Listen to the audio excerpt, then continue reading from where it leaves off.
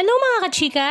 Last week nga ay talaga namang naging usap-usapan nga sa social media ang sabay na pag-a-unfollow nila Maymay Entrata at Donnie Pangilinan sa isa't isa, kung saan marami nga ang nagtatanong kung ano nga daw ba kaya ang dahilan kung bakit sila nag-unfollow sa isa't isa.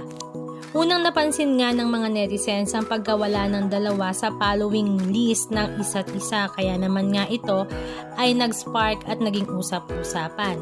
Ang sabi nga ng ibang mga reporters ay para nga daw may tampuhan ang dalawa dahil bakit bigla nga daw nagka-unfollow ang isa't isa. At the same time, sabi naman ni OG Diaz sa kanyang YouTube channel ay mukha nga daw nagseselos naman ang boyfriend ni Maymay na si Joaquin Enriquez sa mga leading man nito or sa mga nakasama nitong mga katrabaho sa mundo ng showbiz industry. Kaya naman karamihan nga sa kanyang mga kaibigan na lalaki sa showbiz ay in-unfollow na nga niya. Isa na rin nga ang in-unfollow ni Maymay, si Kyle Echari. Matatandaan ngang nagkasama ang tatlo na sila Maymay, Donnie at Kyle sa proyektong Roja na ipinalabas nga sa Netflix nito lang taon. Sa ngayon nga ay wala pang inilalabas na konfirmasyon or opisyal na pahayag sila Maymay at Donnie patungkol nga sa issue na ito. Ganun pa man ay busy naman sila sa kanila nilang mga proyekto. Si Donnie nga ay busy rin sa promotion ng kanilang pelikula ni Bel Mariano na may pinamagatang Tayo sa Wakas under Star Cinema. Katunayan nga niya, lumipad nga ang Don Bell noong nakaraang linggo sa Boracay para nga mag-promote doon at makapiling ang kanilang mga fans.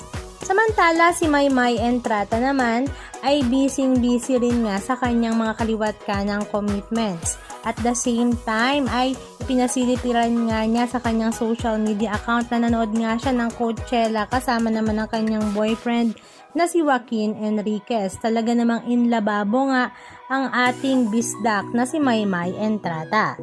Halika at panoorin natin ang ilan sa mga video clips ganap ng kanilang live update sa buhay-buhay.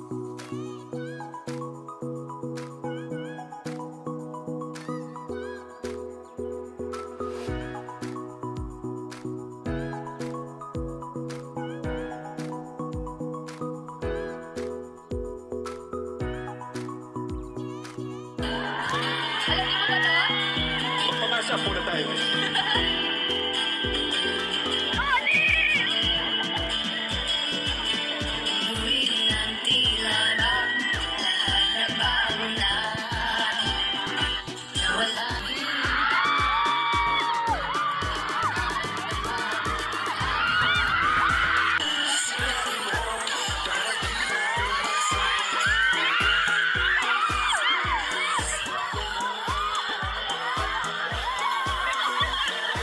Anong masasabi nyo mga kachika? Just comment down below.